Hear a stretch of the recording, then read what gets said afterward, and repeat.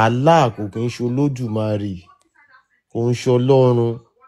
Wọ́n kàn parọ́ fún wa ni.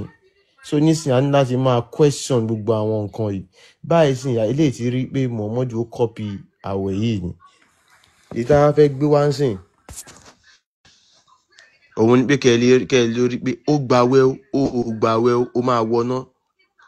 Tó bá ti wà lákọsílẹ̀ pé Allah ti sọ pé ó máa wọná, kò sí gbogbo sáwẹ̀ tó lè gbà, kò sádúrà tó lè ṣe, kò sí irun tó lè kí, ó máa wọná.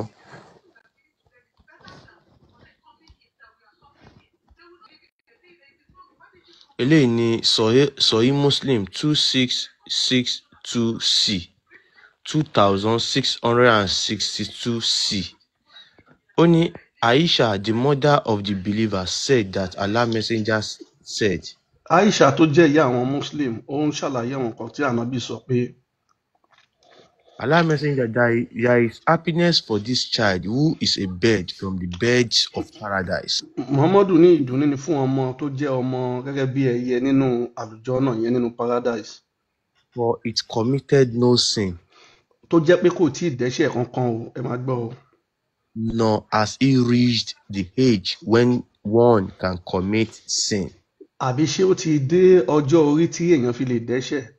Rárá, ó ti. He said. Ó wí pé. Aisha peradventure. Aisha ń tẹ̀síwájú pé. It may be otherwise. Ó ní ó lè jẹ́ lọ́nà kan náà àbí bákan o. Because Allah created for paradise those who are fit for it while they were yet in their father's loins. Ó ní Allah ti dá àwọn èèyàn, àwọn tó jẹ́ pé fún àlùjọ́nà ìyẹn paradise, ó ti dá wọn lẹ̀ nígbà tí wọ́n yìí wà nínú àtọ̀ bàbá wọn, tí bàbá wọn ò tiẹ̀ tí pàpàpà súpé fún ìyá wọn, wọn ò tí ì lóyún wọn, ó ti dá wọn pé àwọn eléyìí inú náà ní paradise lélẹ̀. Ẹ tẹ̀síwájú. And created for hell those who are to go to hell. Ó dẹ̀ tún wá dá àwọn fún iná pé àwọn tó máa lọ inú náà lélẹ̀ nígbà tí wọ́n yìí wà nínú àtọ̀ bàbá wọn. He created them for hell while they were yet in their father's loins. Ó dá wọn fún iná. They were yet in their father's loins. Ó dá wọn fún iná nígbà tí wọ́n yìí wà nínú àtọ̀ bàbá wọn. So tó bá gba àwẹ̀ 1 million, tó bá lọ kàbá lẹ́ẹ̀mí 1 million, kò sí nǹkan tó fẹ́ yí padà. Nítorí àwọn àfàmà kan ṣàdúrà kan fún èèyàn fẹ́ bẹ́ẹ̀ yí kíní kan padà. Nǹkan tá a là sọ gẹ́gẹ́ bí ìlànà Islam òun là ń sọ fún yín. Tó o bá gbàwẹ̀ kò sí nǹkan tó máa yí padà. À á lọ ka àwọn tó máa jóná, àwọn dúdú, à á lọ kabẹ̀ fún yín. Tábà ti kúrò mẹ́, àwa ka ẹ̀yin tẹ́ máa ń fún wọn lówó mọ́ṣáláṣí àbí owó Ramadan. Nǹkan tá a là ló máa ṣẹlẹ̀ sí yín. Ẹ tẹ̀síwájú. Àti wípé báwo ni Ọlọ́run kan ṣe máa sọ wípé òun aláàánú lòun, the most merciful. Ó tún wá create iná fún ẹ̀yin èèyàn tó dá ipò òun fẹ́ dá yín sínú iná. Ṣé Allah yẹn ṣé ó fẹ́ máa jẹ àsun ni àbí báwo? Ẹ̀yin èèyàn jẹ́ ronú. Allah ń ṣe Ọlọ́run ò ní náà. Ọlọ́run ò ní náà, kò síná kankan bí kankan. Ó dá wa ká wá enjoy ara wa ni, ká ṣe dáadáa fúnra wa, ká gbáyé eré. Ẹ wá wà àwọn àràbù tán gbẹ́sìn wá yìí, wọ́n wá enjoy, wọ́n ń gbádùn ayé wọn, wọ́n wá mú ẹ̀yin dúdú, wọ́n dá yín sí wàhálà, wọ́n sọ Islam, wọ́n sọ di gbúgbúrú fún yín kẹ́ ẹ máa jẹ. Ẹ wá ń ka ilé, Kùránì sọ pé, Àdíìtì sọ pé, Allah sọ pé, Muhammadu sọ pé, irọ́ lásán ni, irọ́ ni. So ẹ ká lọ wo ibi tí gbogbo yín ibi tí wọ́n ti máa jóná kọ́ nìyẹn àbí owó lówó Èkó. 9119.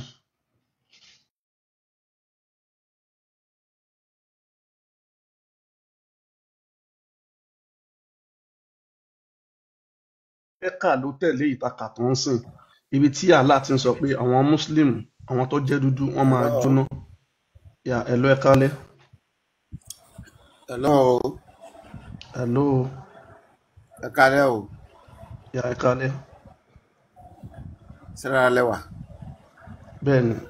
Ẹ dákun, mo jọ́ ètò yìí, mo gbọ́ tẹ béèrè kan lọ́wọ́ ẹnìkan láìpẹ́ pé ṣé kí ànábì tó dé, kí ni wọ́n ṣe ní Kaaba?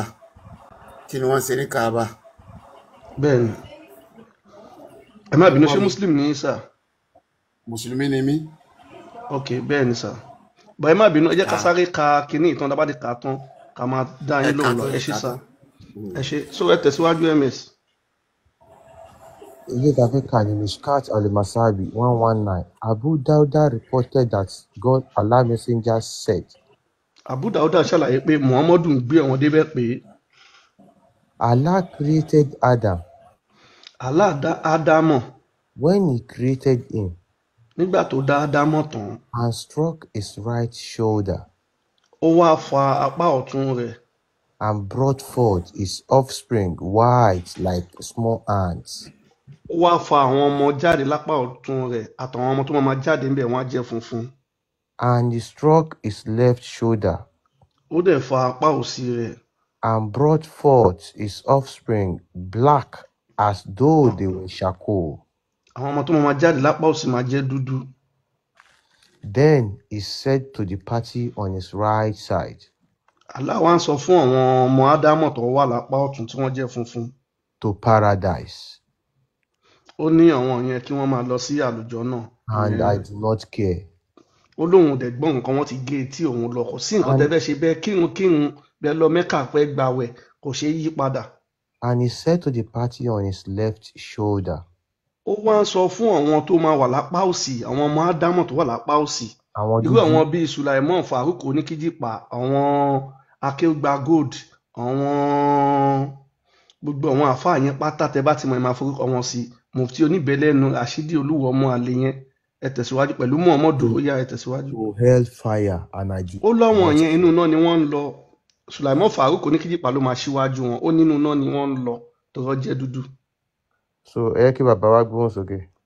náà ó dàbí network ti já wọn bọ̀ sòtọ́ tó dé ẹ jẹ́ ká ka ibi tí àwọn tó ń dá sí ààwẹ̀ nígbà ààwẹ̀ yìí tó bá ti ń ṣe muslim tó bá ti fún muslim lówó àbò fún wọn lówó ẹ fi gbà rẹ ó dá sí ó ní ládàá o Allah tún gbé ẹ ṣépè ni òun láti fẹ́ kẹ́ wò pé ẹni tó bá rí Quran verse náà tá láti lóhun nífẹ̀ẹ́ wọn tí ò ń ṣe muslim kó mú jáde Allah ò ń ṣe ìfẹ́ ìkórìíra ni Allah ẹni tó bá níbi tá láti nífẹ̀ẹ́ kó mú jáde kó wá sọ bẹ̀ jáde pé Allah nífẹ̀ẹ́ o kó mú jáde kò ní ṣe kẹ́kọ̀ọ́ máa dán ní kẹlẹ́ máa kàn án tí ó sì fún àwọn èèyàn.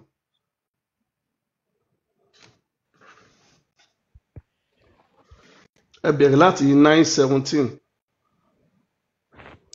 It is not for the polytheists to maintain the mosques of Allah, ṣé ẹ gbọ́ Allah ní fún àwọn tí wọ́n ń ṣẹ̀sìn Islam nǹkan kí nǹkan tó bá ń tẹ̀lé pé wọ́n ó ní kò sí nǹkan tó kàn wọ́n pẹ̀lú ẹ fẹ́ tún mọ́ṣáláṣí ṣe wọ́n fẹ́ gbàwẹ̀ ni wọ́n ń ṣe nǹkan kan pa mọ́ṣáláṣí kò kàn wọ́n wọn ò gbọ́dọ̀ dá sí i. ẹ while tẹ̀síwájú. they openly profess disbelief. ó ní nígbà tó jẹ́ pé wọ́n ti ṣe àìgbàgbọ́ wọn ń ṣe Muslim. Their deeds are void, ṣé ẹ gbọ́ ó ní asán ni gbogbo nǹkan tó bá ṣe o asán lórí asán òfo lórí and they òfo. will be in the fire forever. ṣé ẹ gbọ́ ó nínú náà ní ibùgbé wọn inú náà ni wọ́n máa lọ iná lọ́ máa gbẹ̀yìn sí o tó o bá ti ń ṣe Muslim tó lọ fún wọn lórí àwọn ń gbàwẹ̀ jẹ́ ẹ fẹ́ ṣe giveaway ṣùgbọ́n nǹkan tá a láà sọ fún ẹ so tẹ bá fẹ́ kàdé 18 ẹ lè gbéra bọ̀ àti sọ̀bí tá a fẹ́ sọ fún. ẹ pé tó sọ èmi ti ń wá àfa kan tí mo tẹ fẹ́ béèrè béèrè mo ń wá àfa tí mo fẹ́ béèrè béèrè yẹn ó ní ìbéèrè kan tí mo fẹ́ béèrè ó tó bí 3 sí 4. so àwa náà ìbéèrè a lè bá yín dáhùn ẹ béèrè a lè àwa bá náà lè wọn dáhùn. dáhùn. Ẹ ò bá wa ò kì í parọ́ lọ́mọdé dèbí ẹ lè béèrè. ok ìbéèrè àkọ́kọ́ tí mo ti kọ́kọ́ ni pé kí ni story book tí wọ́n máa ń kà yẹn ṣé Quran la fẹ́ pè ní àbí story book náà la máa pè torí bo ni wọ́n ti rí báwo ló ṣe dọ́wọ́ wọn báwo ni wọ́n ti rí nǹkan tó wà ń bẹ̀ yẹn ta ló kọ fún wọn ṣé ẹ mọ̀ ká ní ẹbí ẹ̀sà fún ìsìn bí a bí ìwé aláwòye ṣe àpá àwọn ìwé aláwòye yẹn àmọ́ àwọn story kan bẹ́ẹ̀ ṣe àpè story àwọn kan ni ìyẹn so ìyẹn náà ń sìn àpè story bóyá Mẹ́kà àbí nǹkan kan ni àbí Mẹ́kà náà kọ́ náà ṣe máa ń ṣe ẹ̀sìkọ́ sáà kí náà máa ń lọ yẹn ni so ta ni ó kọ fún wọn àkọ́kọ́ nìyẹn ìbéèrè mi àkọ́kọ́ nìyẹn sà níbo ni wọ́n ti rí Quran, bó ta ló kọ, bó ló ti ṣẹ̀ wá tó fi jẹ́ pé ó dogun tó báyìí.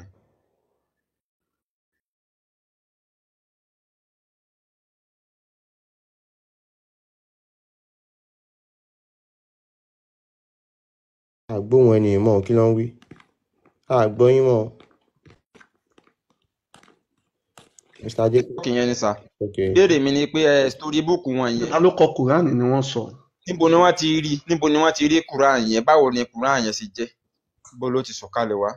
àti Because a máa ń gbọ́dọ̀ sọ pé ó sọ̀kalẹ̀ wá láti ibì kan. irọ́ lásán Kò yé mi. nǹkan kan sọ̀kalẹ̀ àwọn èèyàn ló kọ̀nà ìtàn ní ṣebí tán ló wà ń bẹ ìtàn àwọn èèyàn ló wà ń bẹ ọ̀rọ̀ ló wà ń bẹ. ok ẹlẹ́ẹ̀kejì ni wípé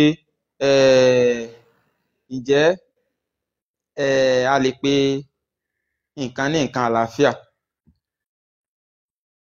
so kó a máa ba tọmọlàkejì jẹ́. example ni pé àwọn àgbà kan mo wo àwọn fídíò kan gbà kan wọ́n sọ pé máa Jerusalem yìí wọ́n wo inú ọkọ̀ àgbàdo alágbàdo àbí nǹkan kan sá. so táàdé a mọ̀ pé létà alàgbà wọn náà jí pint àbí mo tún wá jí nǹkan wọn tún lọ jí red pint. so ìbéèrè mi láàrin ni pé ǹjọ́ dáa ká sọ pé ẹ̀sìn yìí ẹ̀sìn gidi ni kó a máa ba ẹ̀sìn míì jẹ́. ìbéèrè mi ẹlẹ́ẹ̀kejì ni. bí bá ṣe dá ẹ̀sìn yẹn sílẹ̀ wọ́n dá sílẹ̀ fún ogun kó máa dá wàhálà lẹ̀ ibi tí ẹ̀sìn yẹn bá wà kò lè ever sí peace torí nǹkan tí ẹ̀sìn yẹn sọ ni pé ẹ gbógun ti àwọn tí ò bá ti ṣe nǹkan tẹ́yìn ń ṣe yẹn. ìgbà tí Muhammadu náà dá Islam lẹ̀ àwọn ará Mẹ́kà ó gbógun tí wọ́n ni ó bẹ̀rẹ̀ sí bú wọn kan tó lè kúrò lọ sí Mẹ́dínà kó tó di pé ó ní agbára Mẹ́dínà tó wá kógun jà wọ́n. so ẹ̀sìn yẹn gangan foundation ẹ̀sìn yẹn ogun ni. Jihad is part of the pillars of Islam. So nǹkan tó ṣẹlẹ̀ gangan nìyẹn. So kò sí bí ẹ̀sìn yẹn ṣe fẹ́ wà ó máa dá wàhálà lẹ̀ á máa bẹnu àtẹ́lu nǹkan tó bá ti ń ṣe bẹ́ẹ̀ sì yẹn ṣe rí. kò sí nǹkan téèyàn ṣe tó ráìtì o lójú àwọn àwé yìí o kò sí nǹkan tí wọ́n bá ti ṣe yẹn náà lọ ráìtì wọ́n sì múra kánkán ọwọ́ inú oko àgbàdo alágbàdo àsáwì náà ká pátá abájọ tí wọn ò fi ń já mọ̀túmọ̀ rẹ̀ kò sí ọ̀nà sá. ẹ wo èmi gbádùn ètò yìí o kò ní bàjẹ́ o. ẹ má rí Mr. Adékúnlé mi nìkan mọ ká yín ẹ kàn wá fún wọn upper cut ní ẹ ṣe. ẹ láì pé sọ̀rọ̀ àwọn gbé lọ aráàmù ni kínní kan ẹnìyẹn ti kúrò sínú wọn ti dàyàwó àtọ wọn ti dà sí wàhálà o. tó ti bí ìkẹjọ ti bí wò ẹ wo funniest thing ẹ wo bí wọ́n ṣe deceive àwọn Africa. Now a ní àwọn nǹkan tá a fi ń ṣagbára a ní àwọn nǹkan tó ń dáàbò bò wá for example àwọn bàbá wa ní ọ̀fọ̀ tàbí wọ́n ní nǹkan tó máa bù téjò bá ṣọyàn tóró yẹn máa jáde láì dọ́spítà.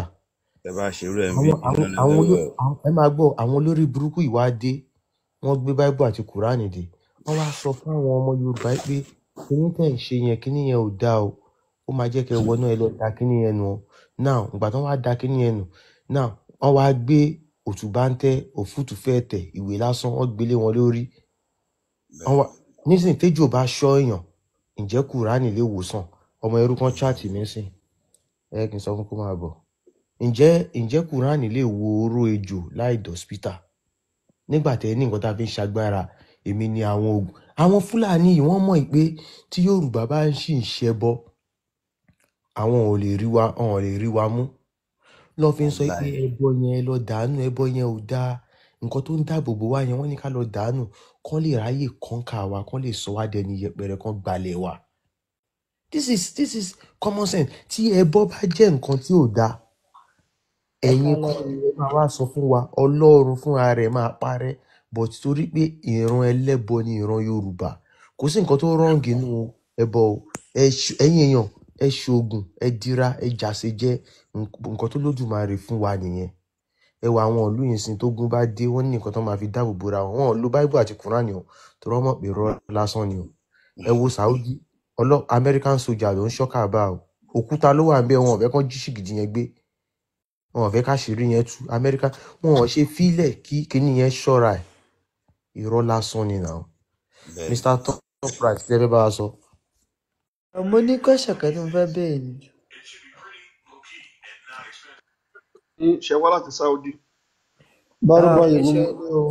àbọ̀ ìbọn ṣiṣẹ́ ṣé muslim ní Mi ò wá láti Saudi but Muslim ni mí. ẹrú Saudi ni muslim náà àbí ẹ mọ̀ pé ẹrú Allah ni muslim máa ń pè